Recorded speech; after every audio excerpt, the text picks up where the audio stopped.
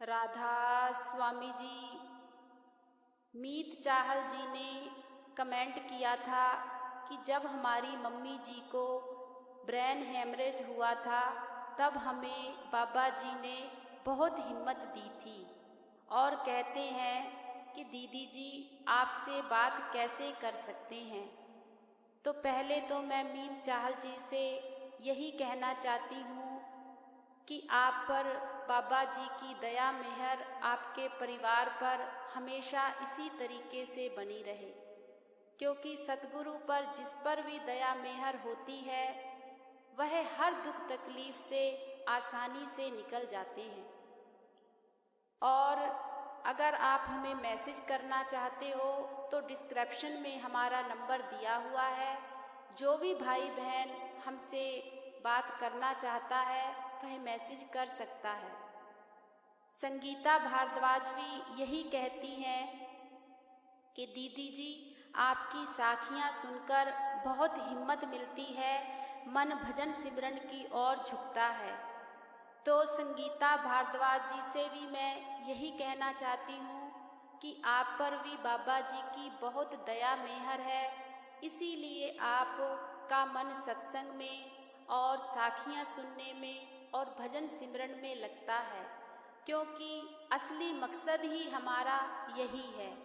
और कुछ नाम लेना चाहते हैं जिसमें से हैं अंशिका जी, रजनी महाजन, अशोक कुमार, हितेश मोटवानी, अजीत सिंह जी, आशा जी, अनीता जी, अशोक कुमार और भी भाई बहन बच्चे बुजुर्ग सभी को हमारी प्यार भरी राधा स्वामी जी। आप सभी के कमेंट्स हम पढ़ते हैं तो हमें अच्छा लगता है कि बाबा जी की आपको कितना प्यार करते हैं और आप पर बाबा जी की कितनी दया मेहर है। और हम भी यही अरदास करते हैं कि बाबा जी हम सभी बच्चों पर अपनी ऐसे ही दया मेहर बनाए रखें। आज की जो साखी है वह एक भाई की है। वह भाई सत्संगी था और बाबा जी को बहुत मानता था। उस भाई के 3 दोस्त थे जो कि बाबा जी को बिल्कुल भी नहीं मानते थे। एक दिन चारों दोस्त बैठे हुए थे तो जो भाई सत्संगी था अपने दोस्तों से कहने लगा कि आप इधर उधर तो जाते हो, एक बार मेरे साथ भी ब्यास चलो, वहाँ पर सत्संग है बाबा जी का, तो आप भी मेरे साथ चलो। अब दोस्त जो थे वह सत्संगी भाई से उनका बहुत प्रेम था, तो वह दोस्त कहने लगे कि ठीक है भाई हम भी चलते हैं। जब वह लोग चारों लोग ब्यास चले गए, वहाँ पर जाकर देखा कि काफ़ी तादाद में वहाँ पर संगत थी। तो पहले तीनों दोस्तों ने अपने दोस्त से कहा कि भाई इतनी जो दुनिया है, इतनी जो यहाँ पे संगत है, ये कहाँ से आ जाती है? ऐसी कौन सी शक्ति है इस गुरु में? तो वह भाई कहने लगा यह तो वही लोग ही जान सकते हैं जो इन्हें मानता है। अब वहाँ पर उन्होंने लंगर वगैरह छका। अगले दिन बाबा जी का सत्संग था, शनिवार को प्रसाद मिलना था। तो जब वह सत्संग सुनकर प्रसाद लेने वाली लाइन में गए तो वहाँ पर प्रसाद मिल रहा था। अब वह सत्संगी भाई ने तो प्रसाद ले लिया। अब वह जो तीनों लोग थे वह कहने लगे कि यह पैकेटों में क्या दे रहे हैं? तो सत्संगी भाई कहने लगा कि यहाँ पर भीड़ बहुत है, आप पहले सभी लोग जो भी दे रहे हैं प्रसाद लेकर बाहर चलो, मैं वहीं आपको सारी बात बताऊंगा। अब उन तीनों लोगों ने भी प्रसाद ले लिया। अब प्रसाद तो ले लिया, जब चारों लोग बाहर आ गए थोड़ी भीड़ भाड़ से अलग खड़े होकर वह तीनों लोग कहने लगे कि हमें तो यह बात समझ में नहीं आई कि यह कौन सा प्रसाद है। यह जो मिश्री के दाने यहाँ पर आप प्रसाद कह रहे हो, यह तो जब हम होटलों में खाना खाने के लिए जाते हैं वहाँ पर भी ऐसे ही रखे होते हैं। तो वह सत्संगी भाई कहने लगा कि यह कोई मामूली प्रसाद नहीं है, इस पर सतगुरु की खुद की दृष्टि पड़ी होती है। सतगुरु ने इस पर अपनी दृष्टि डाली हुई होती है और यह उन्हीं रूहों को मिलता है जिन्हें वह देना चाहता है। अब वह जो तीनों लोग थे वह कहने लगे कि हम तो इन चीज़ों को मानते नहीं, यह मिश्री के दाने तो मार्केट में जगह जगह मिलते हैं। अब सत्संगी भाई ने कहा कि जैसी तुम्हारी सोच है, तुम जिन्हें मानते हो उनका प्रसाद समझकर खा लेना। अब वह तीनों लोग कहने लगे कि हम तो इसे खाएंगे नहीं, अगर तुम्हें लेकर जाना है तो अपने घर यह हमारा जो पैकेट है यह ले जाओ। सत्संगी भाई कहने लगा कि भाई यह तुम्हारे ही कर्मों का तुम्हें मिला है, तो अपने अपने घर ले जाओ, खाना है तो खा लेना, नहीं खाना तो तुम्हारी मर्जी। अब अगला सत्संग भी सुना संडे का, लेकिन उन तीनों को कुछ भी समझ में नहीं आया। अब वह लोग घर वापस आ गए। जब तीनों लोग घर वापस आ गए तो तीनों लोगों ने आपस में जब बैठे हुए थे तो आपस में बातें करने लगे। कहने लगे पता नहीं यह कौन सा प्रसाद है, हमने तो आज तक यह मिश्री ही देखी है। तो तीनों कहने लगे ना मैं खाऊंगा ना तुम खाना, ऐसे ही जाकर रख देना। अब उन्होंने ऐसे ही अपने जो पैकेट थे वह अपने अपने घर जाकर रख दिए। अब उनमें से एक लड़का जो था, उनकी माता जी की बहुत ज़्यादा तबीयत खराब रहती थी और उन लोगों ने बहुत इलाज भी कराया था, लेकिन डॉक्टरों को कुछ भी समझ में नहीं आता था कि बीबी को परेशानी क्या है। अब वह बीबी जब भी अपने घर का कोई काम काज करती थी तो वह चक्कर खाकर गिर जाती थी। अब उनके उस बीबी के 2 बेटे थे, अभी दोनों बेटों की शादी नहीं हुई थी। अब कामकाज भी उस बीबी को ही सारा करना पड़ता था। अब जो बेटा प्रसाद लेकर आया था वह अपनी मम्मी से बहुत प्रेम करता था, तो वह हमेशा यही कहता था कि मम्मी आप कोई काम मत करो, सारा काम मैं खुद कर लूँगा, अब आप बस आराम करो। अब मम्मी बेचारी दवाई वगैरह खा लेती थी तो लेट जाती थी, लेकिन वह रोती बहुत थी कि मैं इतना इलाज करवा रही हूँ, इतने डॉक्टरों के पास गई हूँ, लेकिन मुझे आराम क्यों नहीं आ रहा, मेरे तो अभी बच्चों की शादी भी नहीं हुई है, मैं क्या करूँगी। अब ऐसे ही उस बीबी की तबीयत बहुत खराब रहती थी। एक दिन वह बीबी ऐसे ही अपना लेटे हुई थी और उस बीबी को कहीं बाथरूम वगैरह में जाना था, तो जब वह बीबी खड़ी हुई तो उस बीबी को बहुत तेजी से चक्कर आ गया। चक्कर आ गया तो वह वैसे ही नीचे गिर गई। जब नीचे गिर गई तो उसके बेटे ने आकर उसको उठाया। जब उस बीबी ने कहा कि बेटा मेरा जो मुंह है ना वह बहुत सूख रहा है, ऐसा लग रहा है कि कुछ मैं मीठी चीज़ खाऊं, मुझे कुछ ऐसा लाकर दो कि मेरा जो मन सूख रहा है, गला सूख रहा है, वह सही हो जाए। अब उस बीबी के सामने ही प्रशत्ती पर वह जो मिश्री का प्रसाद था वह पड़ा हुआ था। उस बीबी ने अचानक से ही कह दिया वह जो मिश्री रखी हुई है वह बेटा मेरे 2-4 दाने मेरे मुंह में डाल दो। अब उस लड़के ने क्या किया, वह पैकेट का मुंह खोला और अपनी मम्मी के मुंह में 8-10 दाने डाल दिए। अब उसकी जो मम्मी थी वह लेट गई। जब लेट गई तो जब उस बीबी ने वह प्रसाद मुंह में डाला, उस बीबी को यह बिल्कुल भी पता नहीं था कि यह प्रसाद है, उसने तो यह मिश्री के दाने समझकर ही खा लिए। अब जब वह मिश्री के दाने खाकर लेट गई तो उस बीबी को क्या एहसास हुआ कि मेरे जो अंदर से पता नहीं कौन सी ऐसा शरीर से कोई ऐसी चीज़ निकल रही है और मेरा जो शरीर है वह बड़ा हल्का महसूस हो रहा है। अब वह बीबी बड़ी हैरान। अब उसका मन करे कि मैं बिस्तर से उठकर अपना काम करने लगूं, अब उस बीबी ने क्या किया, उठ के खड़ी हो गई। उस बीबी को कोई भी चक्कर नहीं आया। अब वह बीबी अपना काम करने लगी। अब उसके लड़के ने कहा कि मम्मी, अभी तो आपको चक्कर आया था और आप गिर पड़े थे, अभी आप काम करने लगे हो, आप कैसे उठ गए हो? तो वह बीबी कहने लगी, नहीं बेटा, मुझे ना अभी ऐसा महसूस हो रहा है कि मेरा शरीर ना बहुत हल्का हल्का मुझे लग रहा है। अब वह लड़के को भी कुछ समझ में नहीं आया। अब वह बीबी सारा दिन अपना काम करती रही, क्योंकि वह कोई आम चीज थोड़ी ना थी, वह तो सतगुरु का प्रसाद था, पर उन्हें थोड़ी पता था कि यह क्या है। अब जब सारा दिन वह बीबी काम किया तो शाम को लेट गई। जब सुबह फिर उठी तो उसने सोचा कि अब तो मैं ठीक हूँ, तो अब तो मैं काम कर सकती हूँ। जब सुबह उठी तो उस बीबी को फिर वैसे ही चक्कर आ गया। जब चक्कर आया तो वह जो प्रसाद का पैकेट था वह बीबी के पास में ही रखा हुआ था।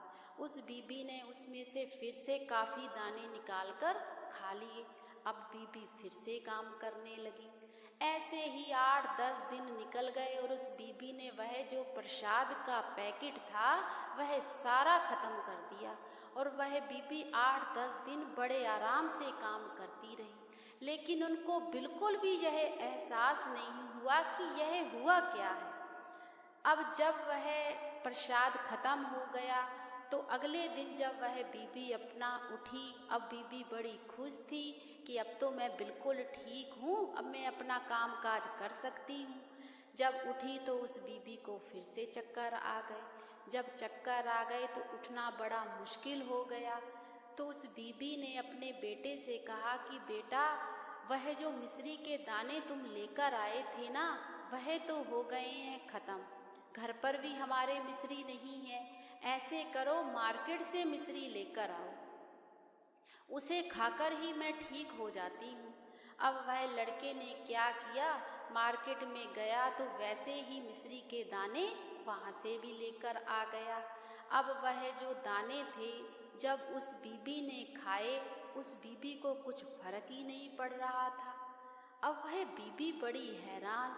अब वह 1-2 घंटे निकले तो फिर से बीबी वह वह मिश्री के दाने खाने लगी। वह सोच में पड़ गई कि मैंने तो जब पूरा पैकेट मिश्री का था वह खा लिया तो मुझे 2-4 दानों से ही आराम आ जाता था, लेकिन अब ऐसा क्या हुआ है कि मुझे आराम क्यों नहीं मिल रहा।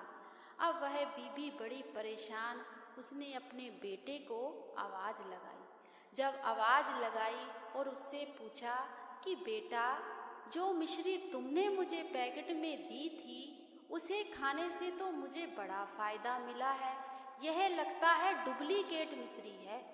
अब वह लड़का आगे से हंसने लगा कि मम्मी, मिश्री तो मिश्री होती है, डुप्लीकेट और ओरिजिनल में क्या फ़र्क है, यह भी तो वही है जो पैकेट में थी। अब वह मम्मी उसकी कहने लगी कि नहीं बेटा, मुझे सच सच बताओ, यह पैकेट कहाँ से आया था। तब उस लड़के ने कहा कि मम्मी, वह तो मैं अपने दोस्त के साथ ब्यास गया हुआ था, तो वहाँ से मुझे प्रसाद मिला था।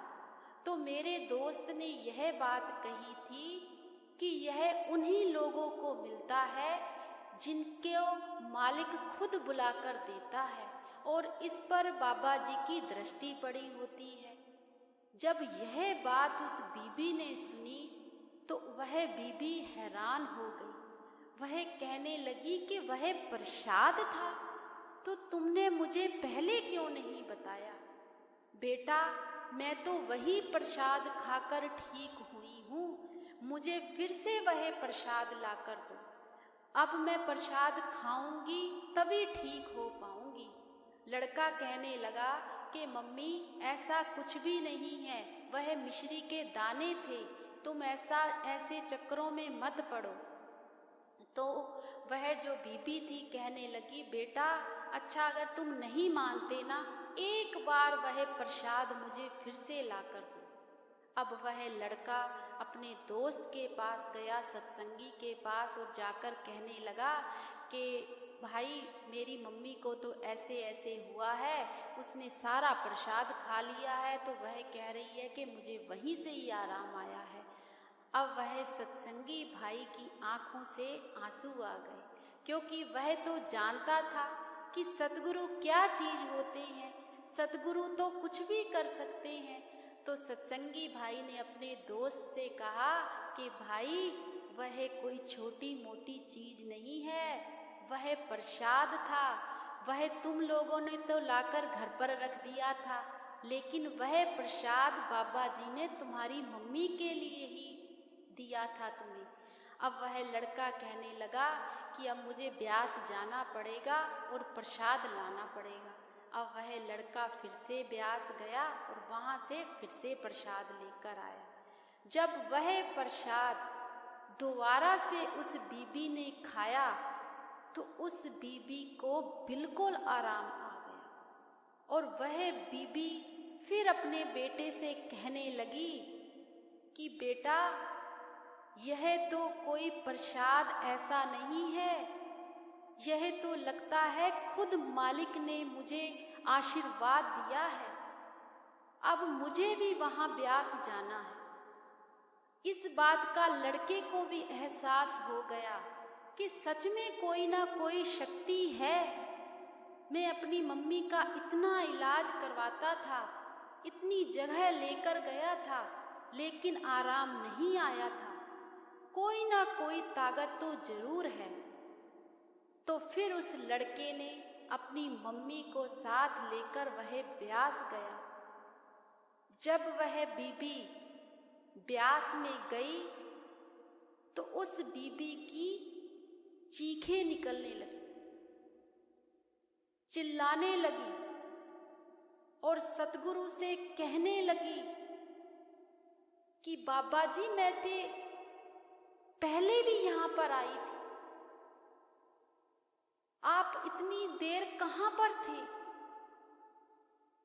उस बीबी ने अपने बेटे से कहा कि बेटा, मैं तो यहाँ पर पहले भी आती थी। उसको बीबी को पहली बातें याद आ गई, क्योंकि वह मालिक की पुरानी रूह थी। बस उस बीबी को नामदान नहीं मिला था, इसीलिए उसका दोबारा जन्म हुआ।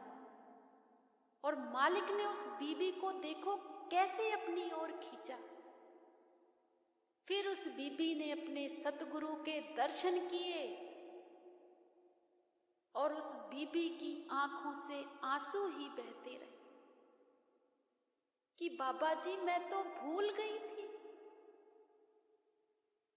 और यहाँ पर वह बीबी जिस घर में रहती थी, वहां से सिर्फ 5 किलोमीटर दूर सत्संग घर था, पर वह लोग मानते ही नहीं थे, इसीलिए जाते नहीं थे। फिर वह बीबी कहने लगी अपने सदगुरु से कि बाबा जी, मैं इतना टाइम भूली भटकी रही। उस समय जब वह बीबी ब्यास में गई थी, तब बाबा जी नामदान भी दे रहे थे और उस बीबी को पहली बार में ही नामदान भी मिल गया, प्रसाद भी मिल गया, सतगुरु भी मिल गया, नामदान भी मिल गया।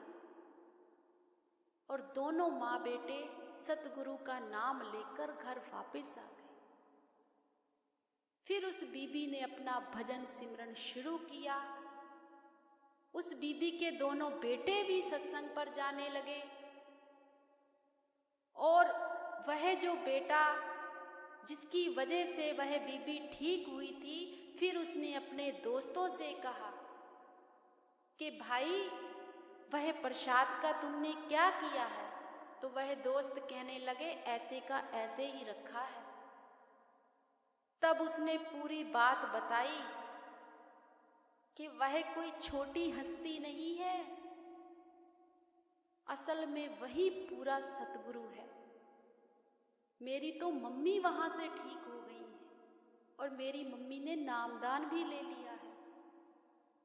तब उन लड़कों की भी आंखें खुल गईं और उन्होंने भी प्रसाद खाना शुरू कर दिया और सतगुरु के हो गए। कैसे वह तीनों दोस्तों को मालिक ने अपनी ओर खींचा और उस बीबी को एक प्रसाद की क्या अहमियत होती है हमारी जिंदगी में, यही असलियत है। वह प्रसाद कोई मिश्री नहीं है, वह प्रसाद के 2 दाने भी अगर हम सतगुरु का नाम लेकर खा लेंगे ना, तो पता नहीं हमारे कितनी दुख तकलीफें दूर हो जाएंगी। पर उसको प्रसाद समझकर खाना है, ना कि मिश्री समझकर। तो मालिक अपनी रूहों को पता नहीं कहां कहां से खींचकर ले आते हैं, हमें तो पता भी नहीं चलता। ऐसे ही थोड़ी ना इतनी संगत बाबा जी के साथ जुड़ी हुई है। जब हम ब्यास जाते हैं तो वहां लाखों की तादाद में संगत होती है, तो वह कैसे जुड़ी है? ऐसे ही जुड़ती है, क्योंकि मालिक जिन्हें जोड़ता है अपने संग, वह उसको ही पता है कि उसने किस किस को नामदान देना है, किसका अगला रास्ता साफ करना है। तो हमें तो सतगुरु ने बड़ी आसानी से भजन सिमरन दे दिया है।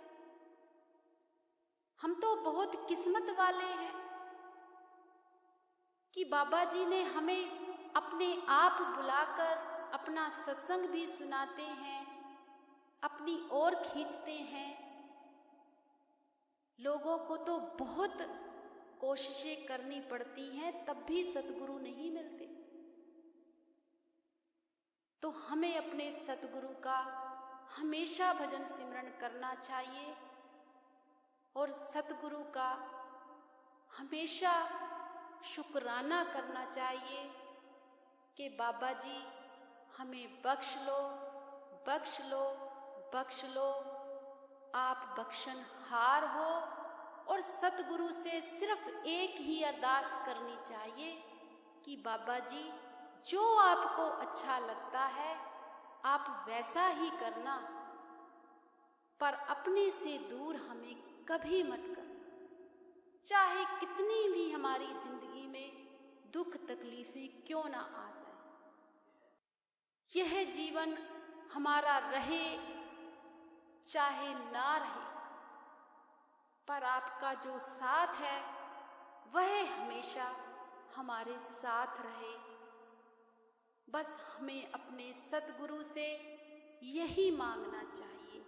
जिस दिन हमने सतगुरु से यह मांगना शुरू कर दिया ना, तो बाबा जी किसी चीज की कमी रखते ही नहीं हैं। उनको सब पता है कि हमारे बच्चों को किस किस चीज की जरूरत है। तो वह हमारा परमार्थ भी संवारते हैं, स्वार्थ भी संवारते हैं। यही असलियत है।